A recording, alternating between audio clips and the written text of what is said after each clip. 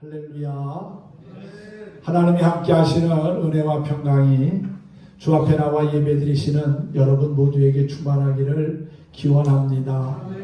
우리가 2달 만에 비대면 예배에서 대면 예배로 전환하게 된 것 참 감사한 일이지요. 사회적 거리두기가 2단계에서 1단계로 완화되면서 예배도 이제 이렇게 서로 얼굴과 얼굴을 마주 대하며 들을 수 있게 되었습니다.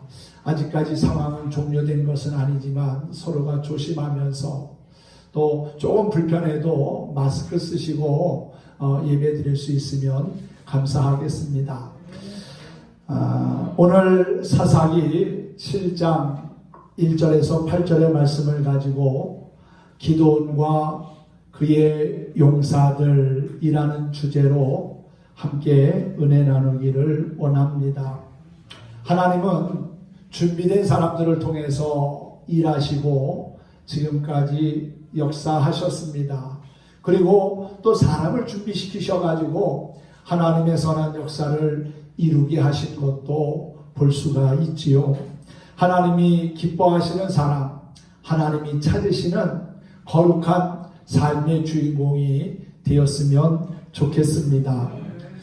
1964년 이집트 수도인 카이로에서 아랍 연합 정상회의가 열렸습니다. 시리아와 요르단 그리고 레바논, 이스라엘 접경 국가들이 연합해서 모였는데 그들이 모인 주 목적은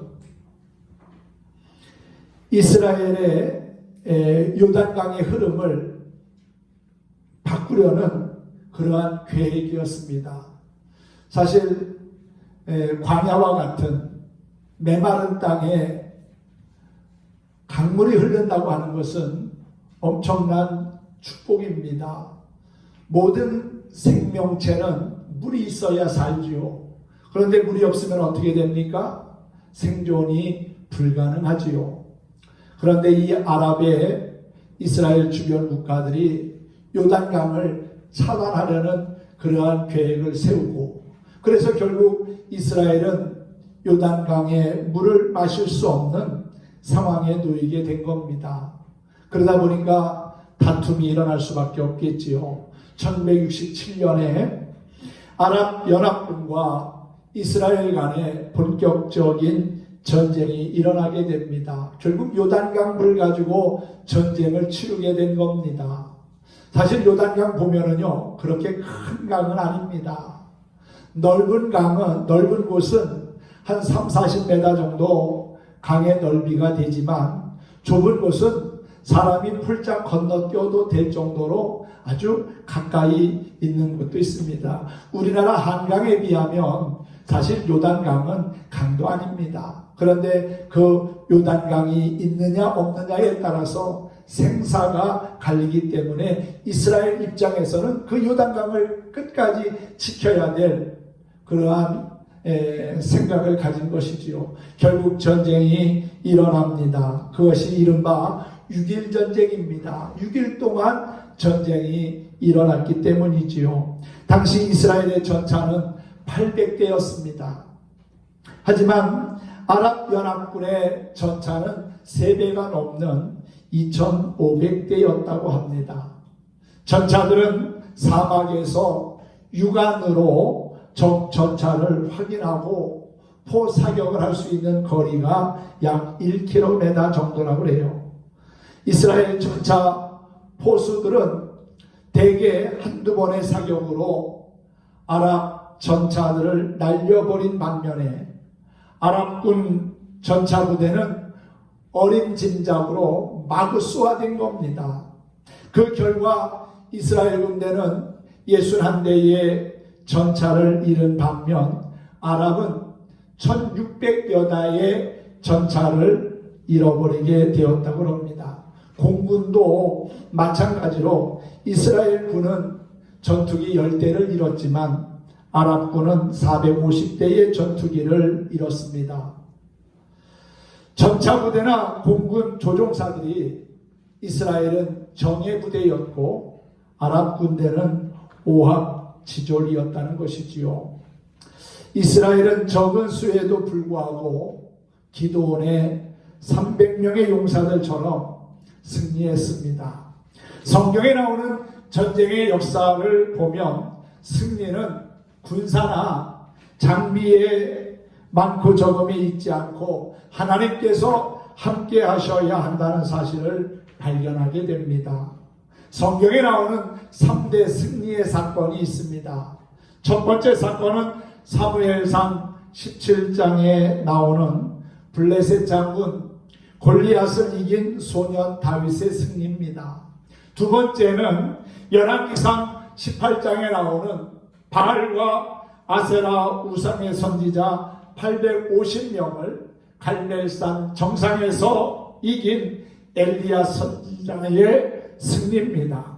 그리고 오늘 세 번째 본문에서 소개하고 있는 사사기 7장에서 이야기하는 미디안군 13만 5천 명을 패하게 한 기드온의 300명 용사의 승리가 바로 그것이지요. 미디안군 13만 5천 명을 기드온의 300명의 용사가 이긴 것은 거의 한 사람이 400명을 이긴 것과 같습니다. 이것은 정말 놀라운 하나님의 역사입니다.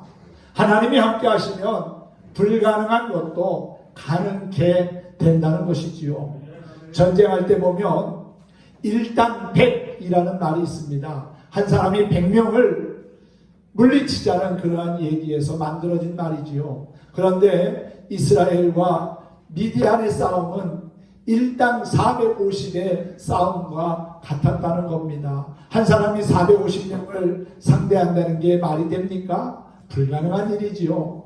사람의 경험과 이성은 불가능하지만 하나님은 불가능한 것을 가능케 하시는 분이고 없는 것도 있게 하시고 죽은 자도 살리시는 전능하신 분이기에 그분 앞에서는 불가능하다는 것을 우리가 감히 말할 수가 없다는 겁니다. 자, 이스라엘이 하나님의 은혜를 누리며 살았음에도 불구하고 왜 이방 민족에게 침략을 당하고 괴롭힘을 당해야 했을까요? 그것은 하나님 앞에서 악을 행하였기 때문입니다.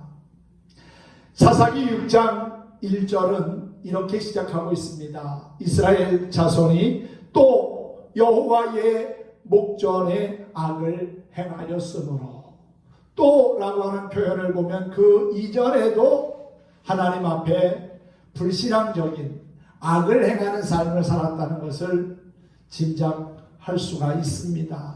결국 미디안에 의하여 괴롭힘을 당하게 된 원인은 하나님 앞에서 악을 행한 결과였다는 거지요. 하나님 앞에 진실하게 살아야 함에도 불구하고 그렇지 못한 삶을 살았기에 하나님은 이방 민족을 들어서 이스라엘 백성들을 괴롭게 한 겁니다. 그렇게 해야 하나님께로 다시금 돌아오니까 말이지요.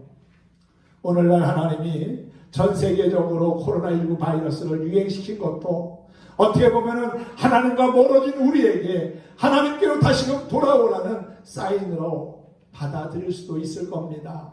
뭐 나름대로 이렇게 저렇게 생각하고 판단할 수 있겠지만은 예수 믿는 우리의 입장에서는 적어도 하나님이 우리가 잘못된 길을 가고 있기 때문에 돌아오게 하시려고 하나님의 은혜의 울타리로 우리를 다시금 모으시려고 뜻하지 않는 감염병도 만나게 하시고 삶의 크고 작은 문제들 앞에 서게 하신다고 생각을 해야 합니다. 그리고는 다시금 하나님 앞에 돌아오고 우리의 성도로서의 기본을 회복하다 보면은 또 한 번 하나님이 우리에게 살아갈 수 있는 힘과 용기를 주시고 기회를 허락해 주실 거라고 믿습니다.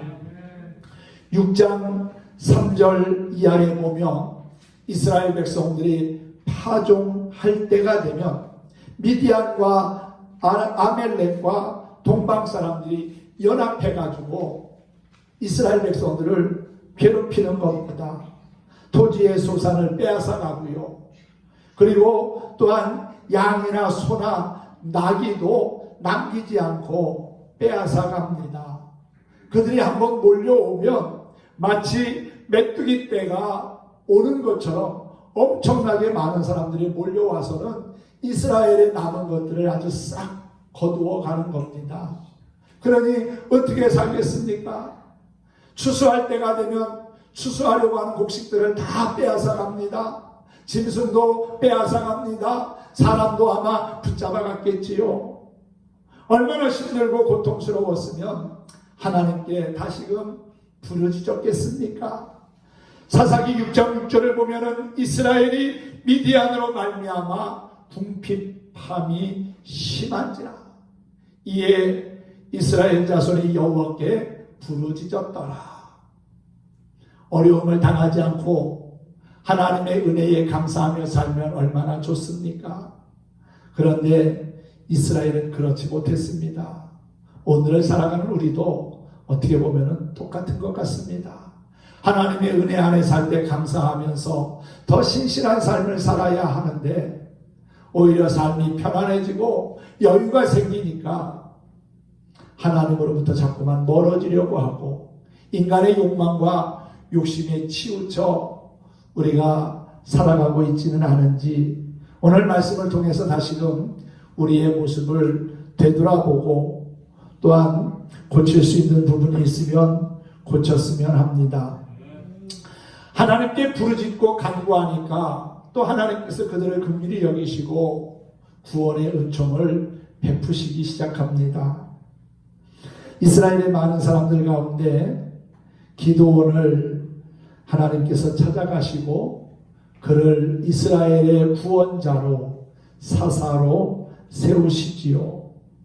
사사기 6장 11절을 보면 여호와의 사자가 아비에셀 사람 요아스에게 속한 오브라에 이르러 상수리나무 아래에 앉으니라. 마침 요아스의 아들 기드온이 미디안 사람에게 알리지 아니하려 하여 밀을 포도주 틀에서 타작하더니. 기드온은 미디안 사람들이 두려워서 밀 타작을 포도주 틀에서 했다고 그랬습니다.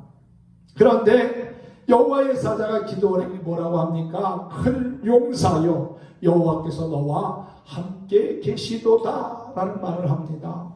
지금 기드온은 미디안 사람들이 두려워서 숨어서 밀을 타작하고 있는데 느닷없이 하나님의 사자가 와서 자신에게 큰 용사라고 말하고 그리고 이스라엘 백성들을 구원하라고 하니까 어리둥절한 거지요. 14절 말씀을 보면은 기드온에게 이렇게 말합니다. 너는 가서 너희의 힘으로 이스라엘을 미디안의 손에서 구원하라. 내가 너를 보낸다는 거지요. 그러자 기드온이 하나님께 뭐라고 합니까? 15절에 오 주여 내가 무엇으로 이스라엘을 구원하리이까? 보소서 나의 집은 므낫세 중에 극히 약하고 나는 내 아버지 집에서 가장 작은 자니이다 그래요. 그런데 하나님은 그런 기드온에게 말씀하지요. 16절을 보면 내가 반드시 너와 함께 하리니 네가 미디안 사람 치기를 한 사람 치듯 하리라. 할렐루야. 지금 미디안 사람들이 두려워서 포도주 틀에서 밀을 타작하고 있는데 하나님께서 내가 함께한다. 반드시 내가 너와 함께하며 도와줄 터이니 미디안 사람들을 물리치라는 겁니다. 그리고 이스라엘 백성들을 그들의 손에서 건져내라고 구원하라고 말씀하고 있습니다. 그러면서 세 가지의 표징을 보여주지요. 첫 번째는 재물을 지팡이로 가리킬 때에 물에 젖은 재물이 불에 붙는 그러한 특이한 현상을 보게 하십니다. 그리고 양털 위에만 이슬이 내리게 하는 표징을 보여주시지요.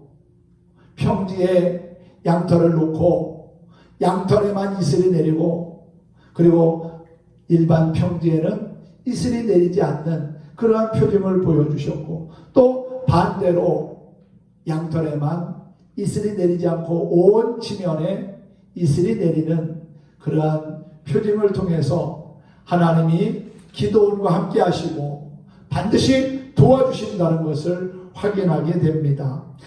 기도원은 이러한 하나님의 확증을 확인한 후에 군사들을 모집하게 되지요. 미디안과 싸울 만한 용사들을 소집했는데 얼마나 모입니까? 32,000명이 모였습니다. 많이 모인 거지요. 그런데 미디안의 135,000명에 비하면 턱없이 부족합니다. 32,000명 기도원 앞에 자원하여 왔습니다. 그런데 하나님께서는 기도원에게 너무 많다고 하시면서 전쟁에 나가기에 부족한 자들, 무서워 떠는 자들은 집으로 돌아가게끔 하십니다. 전쟁이 무서워서 싸울 용기가 없는 사람이 전쟁에 나가면 어떻게 되겠습니까? 아무 도움이 되지 못하지요. 그랬더니 놀랍게도 22,000명이 집으로 돌아갔습니다.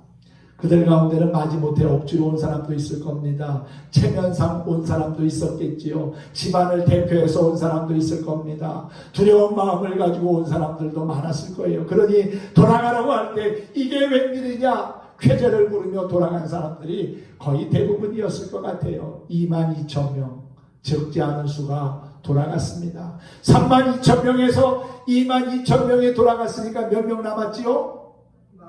10,000명이 남았습니다. 여러분 135,000명하고 10,000명하고 싸우면 누가 이기겠습니까?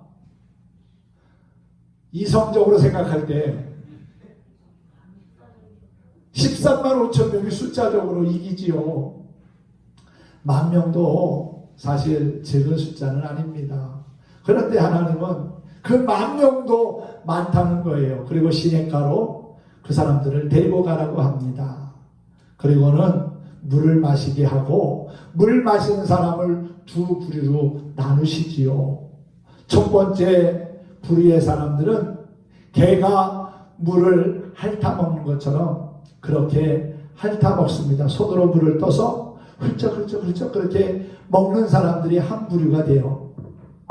이런 겁니다. 물을 이렇게 떠가지고 물을 마시면서 주변을 이렇게 두리번두리번 하는 사람들 한 부류로 남겨두고, 그리고 또 한 부류의 사람들은 아마도 이 사막 지역이고 또한 광야가 많은 그러한 이스라엘 지역이다 보니까 목마름이 아마도 많았을 것 같아요. 그런데 많은 부류의 사람들이 시냇가에 가자마자 무릎 꿇고 엎드려서 주변을 살피지도 아니하고 그냥 허겁지겁 물을 마시는 겁니다. 이 두 부류의 사람들이 그렇게 나눠진 거지요. 개가 물을 핥아먹는 것처럼 먹었던 사람들을 숫자를 확인하니까 몇 명이에요? 300명입니다. 그리고 허겁지겁 무릎 꿇고 얼굴을 시냇가에 쳐박고 물을 마신 사람 9,700명입니다. 그들을 하나님이 다 돌려보내라는 거예요. 저 같으면 그랬을 것 같아요. 하나님, 이게 뭡니까?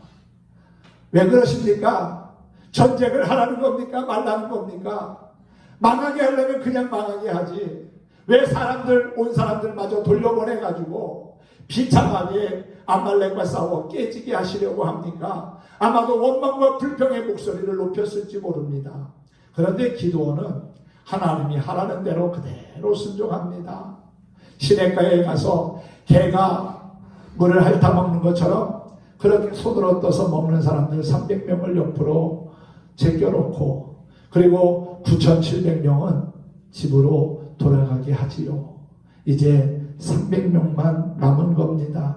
이 300명이 결국은 미디안 13만 5천 명을 물리치고 승리했다는 겁니다. 그 이야기가 사사기 7장 전체에 나오는 이야기입니다. 기드온의 300명의 용사들 어떤 사람들입니까? 첫째로 그들은 새벽을 깨우는 부지런한 사람들이었습니다. 오늘 사사기 7장 1절 본문에 보면은 여룻바알이라는 기드온과 그를 따르는 모든 사람이 일찍이 일어나 하룻샘 곁에 진을 쳤다고 그랬습니다. 승리하는 사람들에게는 공통점이 있습니다. 그들은 바로 새벽을 깨운다는 사실입니다. 일찍 일어나는 사람들입니다. 일찍 일어나는 새가 벌레를 먼저 잡아먹듯이 일찍 일어나는 성도가 신령한 만나를 먼저 먹을 수 있습니다. 하나님께서 만나를 주실 때 언제 주셨지요? 새벽에 주셨습니다. 새벽에 깨지 않으면 만나를, 신선한 만나를 먹을 수 없었습니다. 이스라엘 백성은 40년간 광야 생활을 하면서 새벽 일찍 일어났습니다. 아브라함이 이삭을 모리아산에 가서 바칠 때에도 새벽에 일찍 일어났습니다. 여호수아가 요단강을 건널 때에도 아침 일찍 일어났습니다. 예수님 언제 부활하셨지요? 새벽에 부활하셨습니다. 새벽을 깨우는 자 세상을 깨웁니다. 할렐루야. 여러분에게 이런 기도의 제목이 있으면 좋겠습니다. 주여, 평생 새벽을 깨우는 자가 되게 하옵소서. 새벽을 깨우는 가문이 되게 하옵소서. 멋진 기도 아닙니까? 새벽을 깨우는 자, 부지런한 사람들입니다. 영적 전쟁에 있어서도 이런 새벽을 깨우는 부지런한 사람들이어야 승리할 수 있는 겁니다. 로마서 12장 11절에 보면 부지런하여 게으르지 말고 열심을 품고 주를 섬기라고 했습니다. 300명의 용사가 될 사람들, 새벽을 깨우는 부지런한 자들이어야 합니다. 두 번째로 300명의 용사들은 두려움이 없는 용감한 사람들이었습니다. 오늘 본문 말씀 3절을 보면은 이제 너는 백성의 귀에 외쳐 이르기를 누구든지 두려워서 떠는 자는 길라선을 떠나 돌아가게 하라고 했어요. 두려워 떠는 사람은 용사의 자격이 없다는 겁니다. 하나님께서 함께 하심을 믿는 사람들은 두려워하지 않습니다. 기도원도 처음에는 두려움이 많은 사람이었지요. 그러나 하나님께서 반드시 함께 하시겠다는 말씀을 듣고 담대해졌습니다. 가나안 땅에 정탐꾼으로 갔던 여호수아와 갈렙은 다른 정탐꾼들처럼 두려워 떨지 않았습니다. 여호수아와 갈렙은 오히려 담대하게 말하잖아요. 하나님께서 우리와 함께 하시면 가나안 사람들 아무것도 아니다, 우리의 먹이다, 우리의 밥이다 라고까지 그렇게 말하지 않았습니까? 어린 다윗은 골리앗 앞에서 두려워 떨지 않고 담대하게 맞섰습니다. 어린 다윗은 블레셋 사람 골리앗에게 너는 칼과 창과 단창을 가지고 내게 오지만 나는 만군의 여호와의 이름 곧 네가 모욕하는 이스라엘 군대의 하나님의 이름으로 내게 가노라. 담대하게 외치며 물맷돌 가지고 거인 골리앗을 쓰러뜨렸습니다. 전쟁에서의 담력과 용기는 필수적인 겁니다. 이것이 결국 승리의 원동력이 된다는 거지요. 사실 전쟁에 나가는 사람이 집 걱정하고 가족들 걱정한다면 어떻게 되겠습니까? 마음이 약해져서 전쟁 하나만 합니다. 하나님은 모세의 후계자가 된 여호수아에게 내 평생에 너를 등이 대적할 자가 없으리니 내가 모세와 함께 있던 것 같이 너와 함께 할 것이라. 내가 너를 떠나지 아니하며 버리지 아니하리니 강하고 담대하라. 너는 내가 그들의 조상에게 맹세하여 그들에게 주리라 한 땅을 이 백성에게 차지하게 하리라고 말씀했습니다. 하나님은 우리에게 약하고 비겁한 사람 되라고 말씀하지 않고 강하고 담대하라고 말씀하고 있습니다. 여러분, 상황이 힘들고 어려워도 주님이 나와 함께 하신다는 믿음을 가지고 강하고 담대한 그리스도인으로 살아갈 수 있기를 간절히 축원합니다. 요한복음 16장 33절도 보니까 너희가 세상에서 환난을 당하나 담대하라, 내가 세상을 이기었노라. 주님께서 세상을 이기셨기에 세상을 이기신 주님을 신뢰하고 믿고 나아가면 된다는 것이지요. 주님이 함께 하심을 믿을 때 우리는 담대한 그리스도의 군사로 쓰임받게 될 줄로 믿습니다. 그리고 300명의 용사는 정신을 바짝 차린 사람들이었습니다. 기도원 앞에 나왔던 32,000명 가운데 두려워 떠는 사람들 먼저 돌아가라고 하니까 22,000명이 돌아갔다고 그랬지요. 그런데 하나님은 기드온에게 아직도 많다고 하시면서 그들을 데리고 시냇가로 내려가서 물을 마시게 합니다. 개가 물을 핥아 마시는 것처럼 마시는 사람들 따로 세우고 무릎을 꿇고 허겁지겁 마시는 사람들 따로 세웠습니다. 무릎을 꿇고 마신 사람들 9,700명이었는데 손으로 물을 움켜 입에 대고 핥아먹은 사람은 300명이었습니다. 어떤 상황에서도 긴장을 풀지 않고 주의를 살피면서 물을 핥아먹었던 사람만이 300명의 용사가 되었다는 것이지요. 사탄이 우리를 삼키려고 하는 이때에 우리는 근신하고 정신을 바짝 차려야 합니다. 베드로전서 5장 8절은 말하잖아요. 근신하라, 깨어라, 너희 대적 마귀가 우는 사자같이 두루다니며 삼킬 자를 찾나니 너희는 믿음을 굳게 하여 저를 대적하라고 했습니다.